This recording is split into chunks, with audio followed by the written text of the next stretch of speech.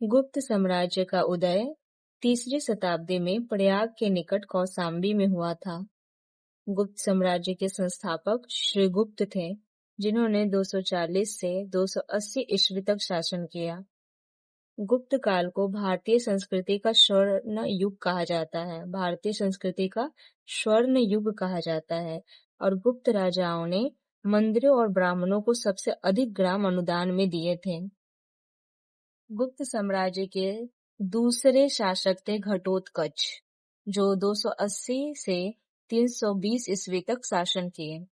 उसके बाद तीसरे शासक हुए चंद्रगुप्त प्रथम। चंद्रगुप्त प्रथम ने 320 ईस्वी से लेकर 335 ईस्वी तक शासन किए और ये गुप्त साम्राज्य के प्रथम महान सम्राट हुए।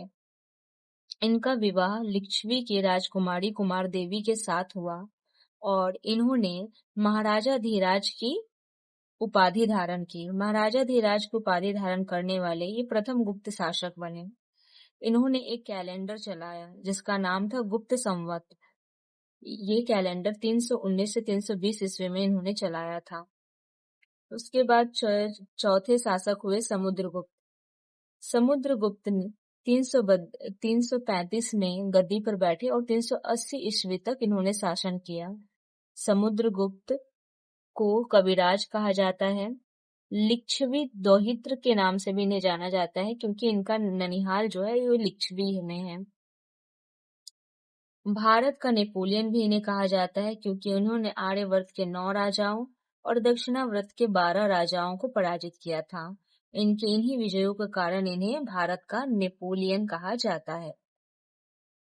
समुद्रगुप्त ने विक्रमक, परम भागवत और अश्वमेध कर्ता की उपाधि धारण की। परम भागवत की उपाधि धारण करने वाले ये प्रथम गुप्त शासक बने। कहा जाता है कि समुद्रगुप्त संगीत प्रेमी थे। ऐसा अनुमान लगाया जाता है इनके सिक्कों पर इन्हें वीणा वादन करते हुए दिखाया गया है। इससे इसका अनुमान लगाया जाता है कि ये संगीत प्रेमी थे। इनकी उपलब्धियां इलाहाबाद प्रयाग प्रशस्ति में लिखी गई हैं और इस प्रयाग प्रशस्ति की रचना करने वाले थे हरिसेन। हरिसेन जो थे इनके दरबारी कवि थे। 5th शासक हुए चंद्रगुप्त द्वितीय। ये 380 ईस्वी में गद्दी पर बैठे और 415 ईस्वी तक इन्होंने शासन किया। चंद्रगुप्त द्वितीय अपने बड़े भाई रामगुप्त की हत्या कर सत्ता को प्राप्त किए और इन्होंने 3 प्रसिद्ध बंदरगाह सोपारा, काम्बे, भड़ौच को गुप्त साम्राज्य में मिलाया। शकों को पराजित किया। शकों को पराजित करने के कारण इन्हें सकारी कहा गया और शकों को पराजित करने के उपलक्ष्य में इन्होंने चांदी के सिक्के चलाए। इन्होंने उपाधि धारण की विक्रमादित्य ने। चंद्रगुप्त द्वितीय ने उपाधि धारण की विक्रमादित्य की। मेहरौली लौह स्तंभ जो कि कुतुब मीनार परिसर के भीतर स्थित है, इसमें चंद्रगुप्त द्वितीय का उल्लेख मिलता है चंद्र नाम से चंद्रगुप्त द्वितीय का उल्लेख मिलता है। चंद्रगुप्त द्वितीय के शासन काल में चीनी यात्री फाहियान भारत आए। चंद्रगुप्त द्वितीय के दरबारी कवि थे शाब। चंद्रगुप्त द्वितीय के समय विद्या का मुख्य केंद्र था उज्जैनी और पाटलिपुत्र। चंद्रगुप्त द्वितीय के दरबार में 9 विद्वानों का समूह रहता था, जिन्हें नवरत्न के नाम से जाना जाता था। पहले थे कालिदास जो कि संस्कृत के विद्वान थे, दूसरे धन्वंतरी, तीसरे छपनक जो फलित ज्योतिष के विद्वान थे।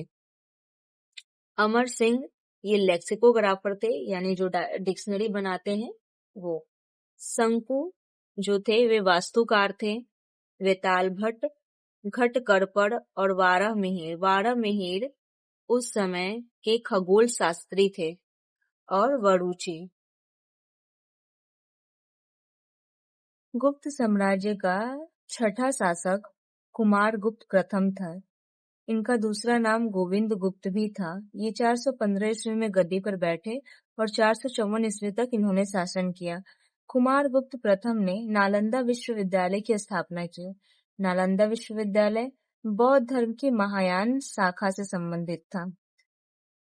कुमारगुप्त प्रथम के दामोदर ताम्रपत्र से उस समय के भूमि बिक्री संबंधी अधिकारियों के क्रियाकलापों का विवरण मिलता है। सातवें शासक थे स्कंदगुप्त। स्कंदगुप्त 455 ईस्वी में गद्दी पर बैठते हैं और 467 ईस्वी तक शासन करते हैं। स्कंदगुप्त ने गिरनार पर्वत पर स्थित सुदर्शन झील का पुनरुद्धार करवाया था और हूनों के आक्रमण से साम्राज्य की रक्षा की थी। भानुगुप्त ये 12वें शासक रहे गुप्त साम्राज्य के और भानुगुप्त के 510 ईस्वी के एरन अभिलेख से पहली बार किसी के सती होने का प्रमाण मिलता है। किसी भोजराज की मृत्यु पर उसकी पत्नी के सती होने का उल्लेख एरन अभिलेख से मिलता है। गुप्त साम्राज्य के अंतिम शासक हुए विष्णुगुप्त। गुप्त साम्राज्य की प्रशासनिक संरचना। गुप्त साम्राज्य कई प्रशासनिक इकाइयों में बटा था, जिसमें साम्राज्य यानी देश सबसे बड़ी प्रशासनिक इकाई थी और इसके राजा सम्राट या गोपना कहलाते थे। देश से छोटी इकाई थी भुक्ति, जिसे प्रांत भी कहा जाता है, और इसके शासक ऊपरीक थे। भुक्ति से छोटी इकाई थी विषय, विषय यानी जिला। विषय के शासक विषयपति कहलाते थे। विषय से छोटी इकाई थी विथि यानी उपजिला। विथि के शासक आयुक्तक कहलाते थे और प्रशासनिक इकाई की सबसे छोटी इकाई थी ग्राम यानी गांव। ग्राम के शासक ग्रामिक या भोजक कहलाते थे। ग्राम समूहों की छोटी इकाई को पेट या पेटिका कहा जाता था। गुप्त साम्राज्य के प्रमुख विभाग और उनके अधिकारी। 2025 सीरियल में इससे बहुत सारे क्वेश्चन पूछे गए हैं। इसी विभाग से ही ज्यादा से ज्यादा क्वेश्चन पूछे गए हैं। तो विभाग, अधिकारी और मुख्य कार्य। तो सैन्य विभाग के अधिकारी को महाबलाधिकृत कहा जाता है और महाबलाधिकृत जो होता है वो सेना का सर्वोच्च अधिकारी होता है। सैन्य विभाग 3 तरह के होते हैं: गज सेना, अश्व सेना और पैदल सेना। गज सेना यानी कि हाथी सेना। हाथी सेना का प्रमुख होता है महापिलुपति। अश्व सेना यानी घुड़सवार सेना। घुड़सवार सेना का प्रमुख होता है महाअश्वपति। पैदल सेना यानी पैदल सेना का प्रमुख कहलाता है नरपति। रसद विभाग का जो प्रमुख होता है वो रणभंडा गाड़ी कहलाता है। रणभंडा गाड़ी ये क्या होते हैं, ये क्या करते हैं? तो ये युद्ध क्षेत्र में हथियारों, ढालों और भोजन की आपूर्ति करने वाले टुकड़ी का प्रमुख होता है। ये रणभंडा गाड़ी जो होता है वो युद्ध क्षेत्र में हथियारों, ढालों और भोजन की आपूर्ति करने वाले टुकड़ी का प्रमुख होता है। न्याय विभाग की बात करें तो न्याय विभाग का जो मुख्य न्यायाधीश होता है उसे महादंडनायक कहा जाता है। पुलिस विभाग में जो मुख्य अधिकारी होता है उसे दंडपाशिक कहते हैं और साधारण कर्मचारी को चाट एवं भाट कहा जाता है। राजमहल सुरक्षा की बात करें तो राजमहलों के रक्षकों का जो प्रमुख होता है वो महाप्रतिहार कहलाता है। धार्मिक विभाग में यानी कि धार्मिक मामलों और नैतिकता का जो निरीक्षण करता है वो विनय स्थिति स्थापक कहलाता है। विनय स्थिति स्थापक। लेख विभाग ये क्या करता है? अभिलेखों और रिकॉर्डों को सुरक्षित रखता है। अभिलेखों और रिकॉर्डों को सुरक्षित रखने वाला जो अधिकारी होता है वो है महाछपटलिक। ये महाछपटलिक जो है वो नेशनल लेवल पर रिकॉर्डों को दर्ज करके रखता है। पुस्तपाल भूमि रिकॉर्ड रखने वाला अधिकारी होता है। विषय स्तर पे ग्राम स्तर पर तलवाटक होता है जो ग्रामीण राजस्व का हिसाब रखता है और स्थानीय प्रशासन में मदद करता है। तो तलवाटक जो होता है उसे विलेज अकाउंटेंट भी कहा जाता है। अष्टकुलाधिकरण ये भी ग्राम स्तर पे काम करते हैं। ये 8 लोगों का एक समूह होता है जो भूमि विवादों को सुलझाने और भूमि बिक्री के समय भूमि को वेरीफाई करने का काम करते हैं।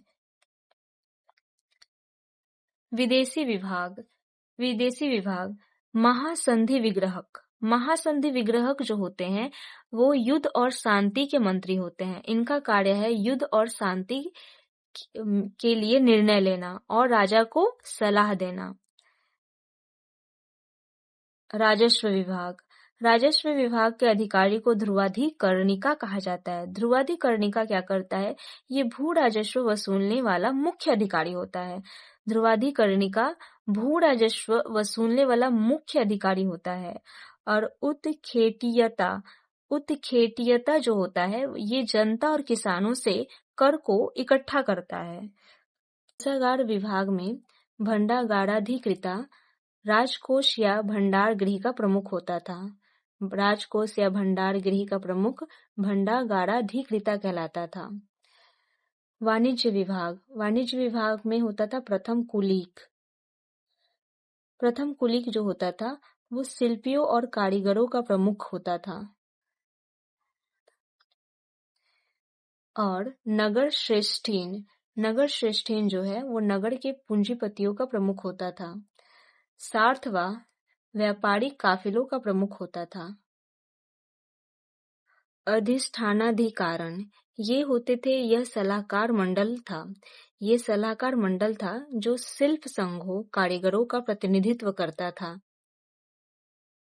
गुप्तकालीन कर। गुप्त साम्राज्य में अलग अलग तरह के कर लिए जाते थे। कर के नाम और उनके विवरण। भाग। यह कुल उपज का 1/6 हिस्सा राजा को देना होता था। यह भाग कहलाता था। भोग। फल फूल सब्जियां और लकड़ी के रूप में राजा को भेंट दिया जाता था। ये भोग कहलाता था। कर। अतिरिक्त वार्षिक कर। अतिरिक्त वार्षिक कर जो ग्रामीणों से समय समय पर लिया जाता था।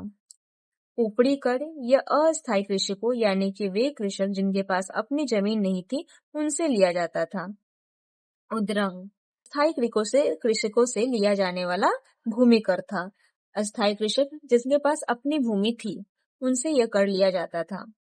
हिरण्य कैश या गोल्ड के रूप में यह कर दिया जाता था।